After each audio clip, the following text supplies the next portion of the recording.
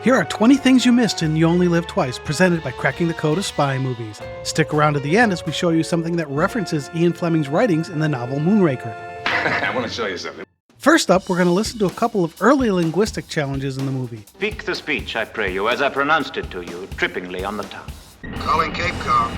Cape Calm, this is Jupiter 16. Can you give a go for 4th orbit? Cape Con to Jupiter 16. We clearly hear them say Cape Con. If you're saying what I think you're saying, I'd say don't say it again. Jupiter 16, this is Cape Con. The problem? NASA only used the term Capcom, short for capsule communicator, not Cape Con. A lot of people mispronounce it, but it sounds just the way it's spelled. Next, we hear actor Shane Rimmer say, Hello, Houston. In fact, he says it twice in the movie. Houston, this is Hawaii. Now, he was born in Canada. I know I talk different from all of you. In the U.S., everywhere except New York City calls this Houston. In New York City, there's a street spelled the same way, and they call it Houston. Well, we've been told that in the UK it's pronounced as Rimmer does in the movie. Okay, number 2 asks us to step into the future. You've done this before, haven't you? On the left side of the image, you see the SpaceX Starship SN-10 rotating and then landing for reusability. Did SpaceX get this idea for how to do this from the image on the right, which was taken from You Only Live Twice? It wasn't the way NASA or Russia originally planned for spacecraft re-entry.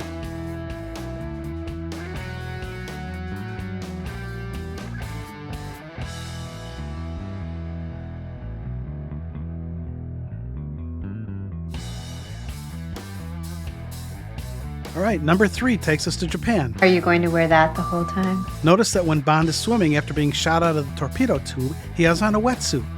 We then get an establishing shot in Tokyo, and Bond has on a gray suit. Where did you get that suit?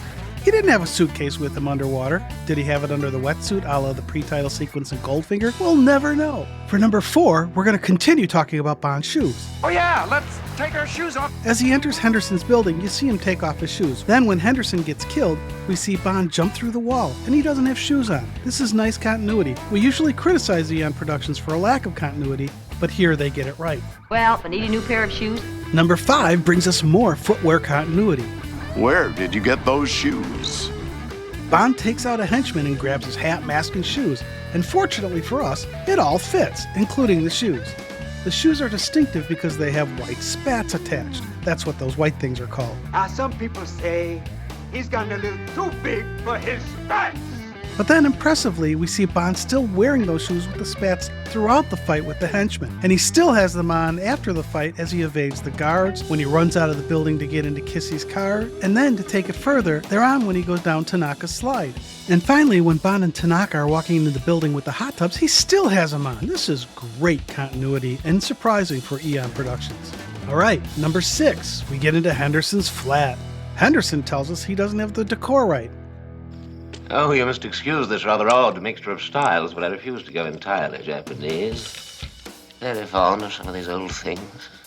And this is after being there for 28 years. The longer he stays here, the harder it'll be to adapt back to his natural environment. Number 7. Henderson shows us that he doesn't get Bond's drink right. Well, that's stirred, not shaken. That was right, wasn't it? That was the wrong thing to say, wasn't it? Stirred, not shaken. Stirred, not shaken. Stirred, not shaken, olives on the side. This is in contrast to when Bond hits Henderson in the fake leg. Bond read Henderson's background, and unlike Henderson, he got it right. I'm glad you got it right. Of course I'm right. Number 8, he shows off his Epicurean standards. I like sake. Especially when it's served at the correct temperature. 98.4 degrees Fahrenheit like this is. Of course he knows the right temperature. It's James Bond. I know my booze. Number 9 teaches us something about Osada's organization. And she broke it in little pieces. In this fight, they broke through a wall, scattered the furniture, and we see Bond break a small statue by hitting the henchman. Note the statue's broken pieces. It's lost the top half of itself. But I'm half the man I used to be. You're about to become whole again. Then the next day, Bond comes back, the wall is fixed, the furniture's immaculate, and the statue's back whole again. Well, that was fast. Note Bond's face as he examines the statue. I bet you missed that. How did they do that? This just got a lot more interesting. Number 10 brings us to the color orange. Oh, I hate the color orange. Notice that Helga is wearing an orange top to go along with her dyed red or orange hair. The color orange, especially in the 1960s, was a color symbolizing duality, warmth, energy, vibrancy, but also danger, artificiality, toxicity, and impending death. Kill him. A visual shorthand for tragedy. It's a great color choice for Helga. Orange means orange. I'm glad you didn't bring it up. Number 11 is where we focus on two non-actors. When James Bond shakes hands with the sumo wrestler, he's shaking hands with a real yokozuna, which is the highest rank in sumo. His name is Sudanayama Shinmatsu. Next, we'll look at the henchman that Bond fought in Osato's office. He was a real wrestler from Samoa named Peter Maivia. He had a successful career in the World Wrestling Federation. Oh, and he's Dwayne "The Rock" Johnson's grandfather. Yeah, take your top off! Number 12. Let's take off our top and look more closely at Aki's car, the convertible Toyota 2000 GT. He only lived twice was the 2000 GT's debut. Not the convertible, but the hardtop. Toyota specially made this car, which was originally a hardtop, for the movie because Connery and his body double were too tall to fit under the top of the car. Notice the top corners of the windshield. They're a little rough. That's the result of making this a convertible. Toyota only made 2 of these 2000 GT convertibles, both for You Only Live Twice.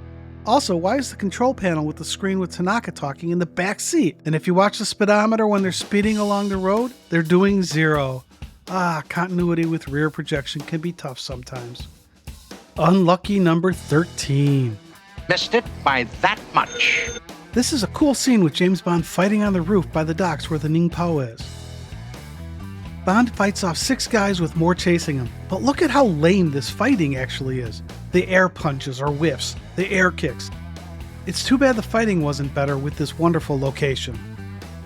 Number 14 gives us one of Q's most outstanding vehicles in the series. While I'm up there, I'll look for our little Nellie. I have much curiosity, Bonza. What is little Nellie? That's right, we're talking Little Nellie. We love how Bond describes her to Tanaka. Quite fast. Can do anything. Just your type. Just your type. That's fantastic. Oh, I think I've seen that before. Now, Little Nellie is what they call an autogyro, which we first saw in the 1935 spy movie, The 39 Steps. He did right by little Nellie with a shotgun at his belt tummy. And now pay attention. Then Q gives Bond the rundown of the gadgets Little Nellie has. As he calls them out, we show them to you being used. 2 machine guns fixed. Synchronized to what? 100 yards. We're using incendiaries and high explosives. 2 rocket launchers, forward firing on either side. Fine. Now, these fire heat-seeking air-to-air missiles, 60 a minute. Good. Flame guns, 2 of them, firing astern. What range? 80 yards. Whoa, that's so cool, bro! 2 smoke ejectors next door to them. But notice, the smoke ejectors never get used. Aerial mines. Now remember, use them only when directly above target. That was cool! Number 15. What we're going to be looking for here is anything that doesn't look right. This is a continuity error. When the Russian space capsule rotates, we see what looks like a red reflection at the bottom and side of the spacecraft. Then it rotates to reverse course. The reflection doesn't change at all. It was on the bottom side, now it's on the top side, and it didn't even change at all when the capsule went to vertical during rotation. Oops. Number 16 gives us an educational opportunity. I know that painting is really disturbing. I've seen that before. When we're in Blofeld's office with the piranhas, notice the painting next to James Bond as he runs into the room. It's a version of Hans Holbein the Younger's painting, commonly known as Darmstadt Madonna, or the Madonna of Burgermeister Meyer. We remember in Dr. No we saw the Duke of Wellington painting in the lair there.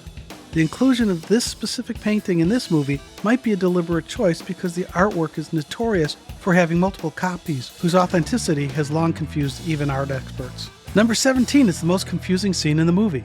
What kind of gun did he have? Do you know what gun this is? Water PPK.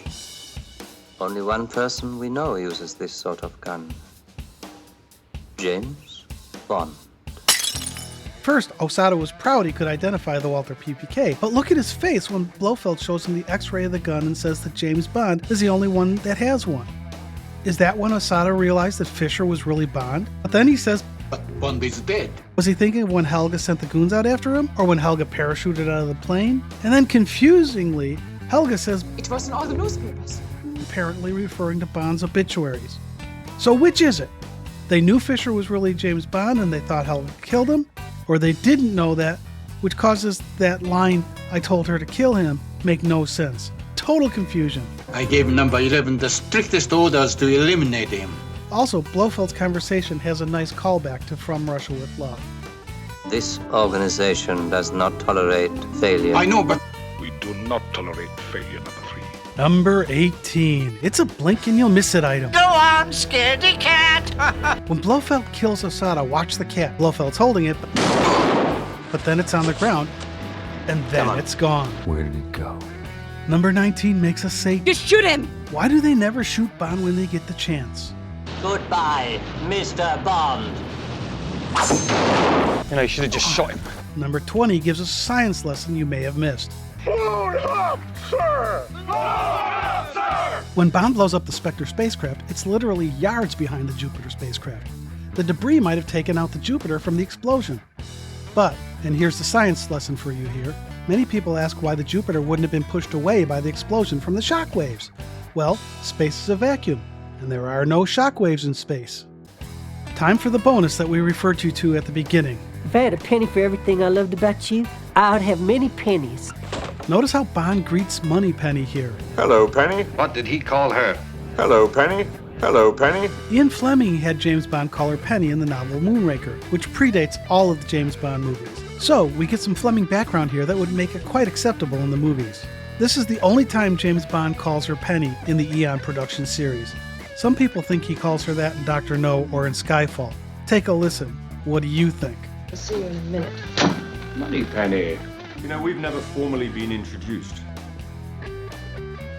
Oh. Well, my name's Eve. Eve Moneypenny. I look forward to our time together, Miss Moneypenny. Alright, so those are 20 things plus a bonus that you missed in the James Bond movie You Only Live Twice. Leave us a comment and let us know how many of them you missed. Did we miss any? Let us know. Don't forget to subscribe, and if you like this episode, watch more. Thanks for watching.